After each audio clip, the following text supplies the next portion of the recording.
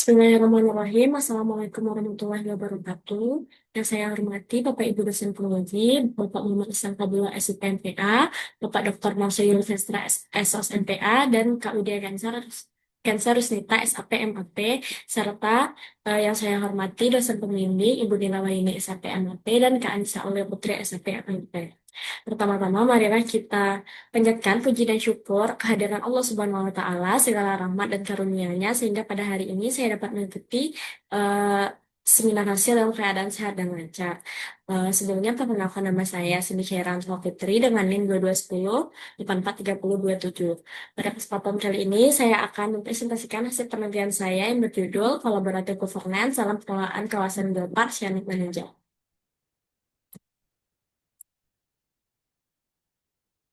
Eh, Latar belakang dari skripsi ini, Geopark merupakan kawasan yang kelola untuk tujuan konservasi, edukasi, dan pembangunan ekonomi masyarakat secara berkelanjutan, sebagaimana diatur dalam Peraturan Presiden Nomor 9 Tahun 2019.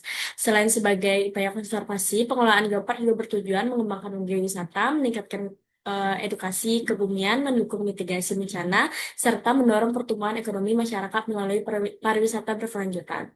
Salah satu geopark yang ada di Indonesia, yaitu Geopark Sianap Manunjau, yang ditetapkan sebagai geopark nasional pada tahun 2018 dan menjadi salah satu dari tiga geopark nasional yang berada di Provinsi Sumatera Barat.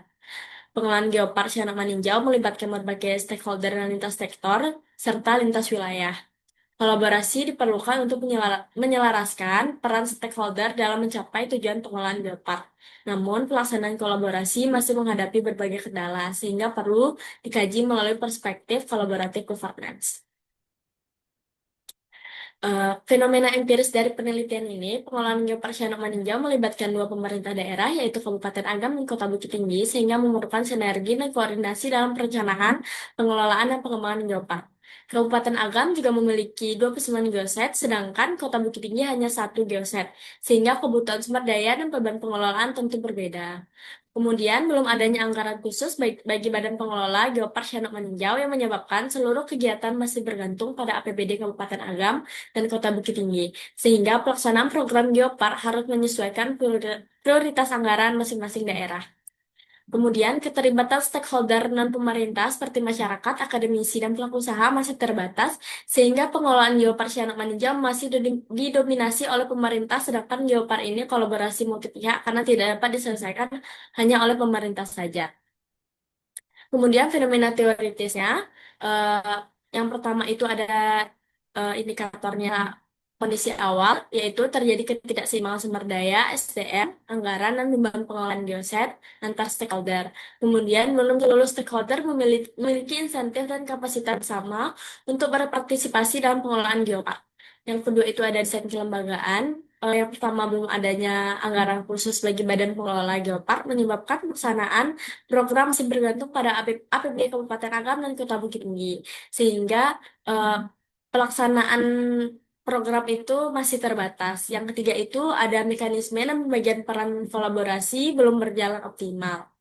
Kemudian ada kepemimpinan fasilitas yang peran Badan Pengelola Geopark sebagai koordinator kolaborasi belum optimal dalam menyatukan kepentingan seluruh stakeholder. Yang terakhir itu ada proses kolaboratif, yaitu keterlibatan stakeholder dan pemerintah seperti masyarakat, komunitas, dan dunia usaha masih terbatas sehingga proses kolaborasi belum berjalan secara optimal. Kemudian rumusan masalah dari penelitian ini, bagaimana kolaboratif governance dalam pengelolaan geopark Sianok Maninjau. Dan tujuan penelitian dari skripsi ini eh, menganalisis kolaboratif governance dalam pengelolaan geopark Sianok Maninjau, serta manfaat teoritisnya memberikan kontribusi dalam pengembangan ilmu administrasi publik, khususnya pada bidang manajemen publik tentang kapasitas organisasi. Manfaat praktisnya, penelitian ini diharapkan dapat memberikan gambaran mengenai pelaksanaan collaborative governance dalam pengelolaan geopark Sianok Maninjau, sehingga dapat menjadi bahan masukan bagi badan pengelola dan para stakeholder dalam meningkatkan kolaborasi pengelolaan geopark. Studi penelitian yang relevan itu ada empat. Yang pertama ada dari Dina Gustianisi 2023 tentang kolaboratif governance dan pengelolaan pariwisata Geopark Siloke. Yang kedua itu ada dari Ella Putri Aida pada tahun 2024, kolaboratif governance dalam pengelolaan kawasan wisata Lembah Rawa Kabupaten 50 Kota. Yang ketiga itu ada Tony Ramadona pada tahun 2025, yaitu kolaboratif governance dalam pengelolaan dan perlindungan Geopark Menangin Jambi. Serta yang terakhir itu ada Nurfadisa, pembangunan pariwisata berkelanjutan pada kawasan pariwisata Geopark Sianuk Meninjau.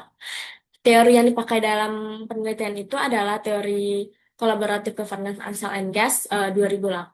Ada 4 variabel, yaitu eh, kondisi awal, desain kelembagaan, sama kepemimpinan fasilitatif dan proses kolaborasi.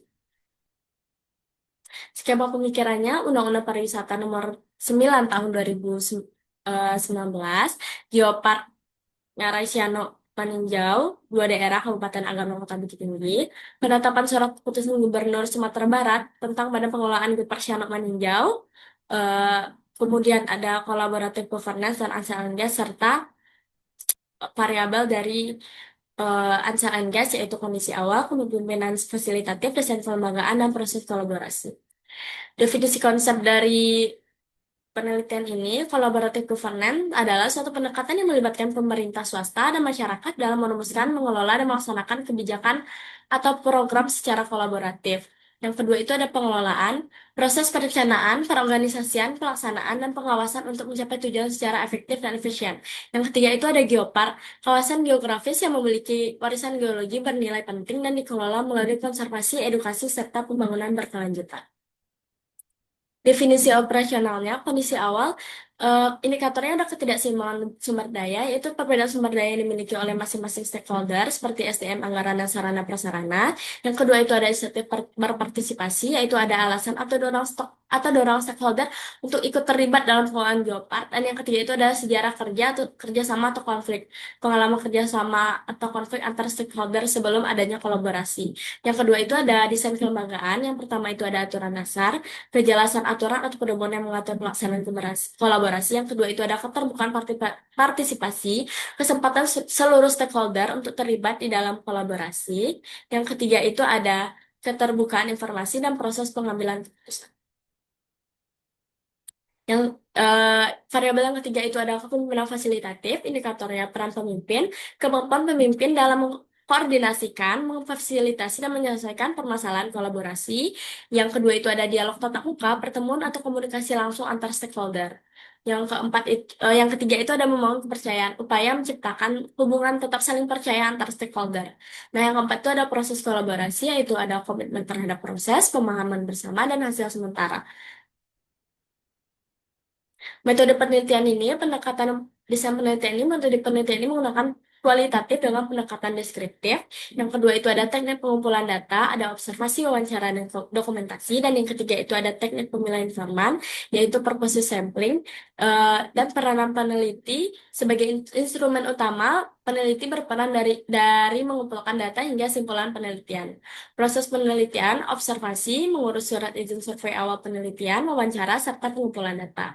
Yang ketiga itu kemudian ada unit analisisnya. Unit analisis adalah penelitian ini adalah kelompok stakeholder yang terlibat dalam kolaboratif governance pengelolaan geopark manajemen.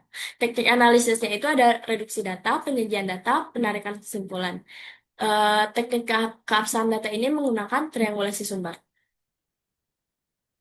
Lokasi penelitian ini dilakukan di kawasan geopark yang berada di Provinsi Sumatera Barat yang mencakup 2 wilayah administratif, yaitu Kota Bukit Tinggi serta Kabupaten Agam, yang tersebar di 16 kabupaten kota dan Agam. Temuan dan analisis data ini, yang pertama itu ada ketidakseimbangan sumber daya. Agam memiliki 29 geoset, Bukit Tinggi hanya memiliki 1. Yang kedua itu hal ini menyebabkan ketidakseimbangan beban pengelolaan. Kemudian ada badan pengelola belum memiliki anggaran mandiri. Kemudian pendanaan masih tergantung pada APBD masing-masing daerah. Jadi kegiatan mengenai pengelolaan geopark tidak terjadi di 2 kawasan, hanya salah satu saja. Akibatnya perbedaan kapasitas sumber daya mengaruhi pelaksanaan program. Yang kedua ada insentif berpartisipasi, yaitu memiliki tujuan bersama mengembangkan geopark, mendorong konservasi, edukasi, dan geowisata, memberikan manfaat bagi pemerintah dan masyarakat, partisipasi stakeholder masih perlu juga ditingkatkan. Kemudian ada sejarah konflik dan kerjasama. Pengelolaan geopark awalnya dilakukan secara terpisah, dibentuk Badan Pengelola Geopark melalui SK Gubernur nomor 556 626 2022 dan masa berlaku SK Kepengurusan 2022-2025 telah berakhir. Dan saat penelitian,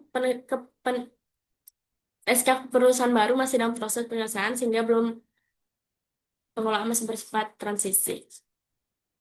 Kemudian ada kepemimpinan fasilitatif, yaitu penetapan kebijakan, pengelolaan berpedoman pada SK Gubernur, kemudian SK mengatur struktur, pembagian tugas, dan peran stakeholder, kemudian kebijakan disusun melalui rapat koordinasi dan stakeholder, dan tahun 2024 dilakukan MOU dengan PT Pesona Jejak Pariwisata untuk memperkuat kolaborasi.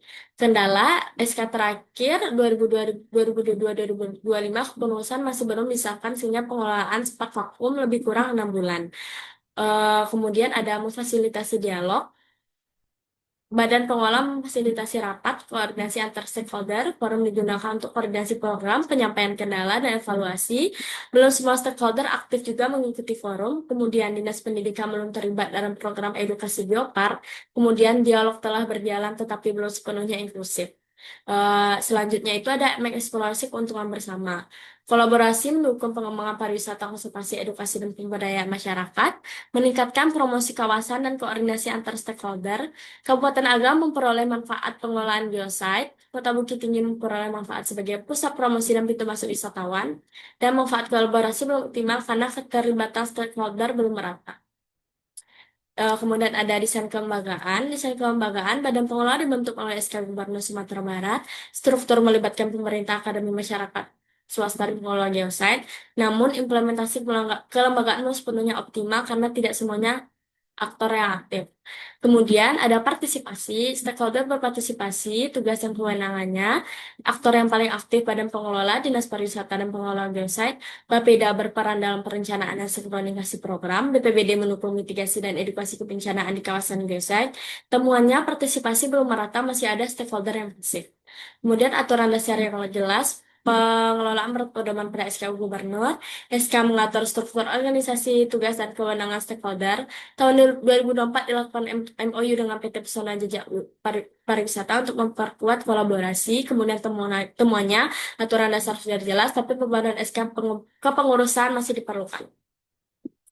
Untuk transparansi, informasi program disampaikan melalui rapat koordinasi grup komunikasi dan laporan kegiatan, keterbukaan informasi mendukung koordinasi antar stakeholder, kemudian temuannya, transparansi telah berjalan, namun penyebaran informasi belum menjangkau seluruh stakeholder secara optimal. Kemudian ada proses kolaborasi, yaitu ada pertemuan tatap muka. Pertemuan tatap muka menjadi media koordinasi antar stakeholder dalam pengelolaan geopark Sianok meninjau. Pelaksanaan pertemuan belum rutin dan lebih bersifat insidental sesuai kebutuhan program.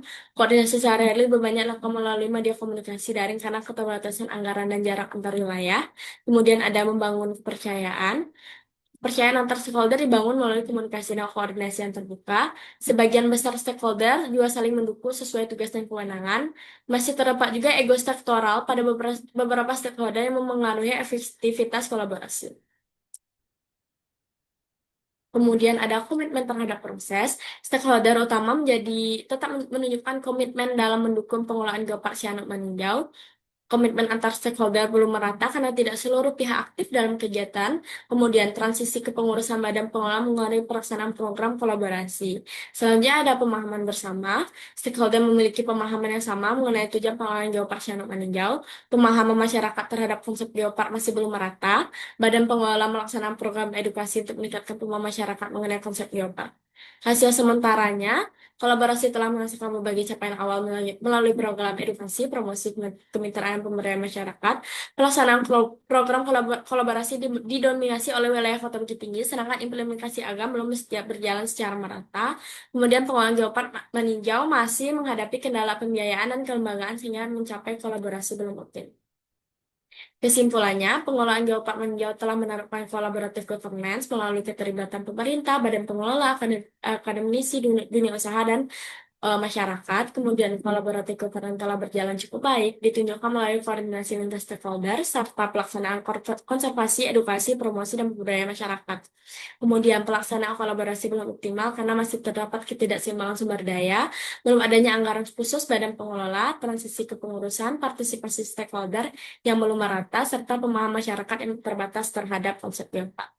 Saran, menetapkan kepengurusan baru Badan Pengelola Geopark agar koordinasi berjalan optimal, meningkatkan dukungan anggaran untuk mendukung keberlanjutan geopark, melaksanakan rutin forum, meningkatkan sosialisasi dan edukasi kepada masyarakat mengenai konsep geopark, memperkuat dengan akademisi dunia usaha komunitas dan masyarakat. Sekian hasil presentasi penelitian saya. Assalamualaikum warahmatullahi wabarakatuh.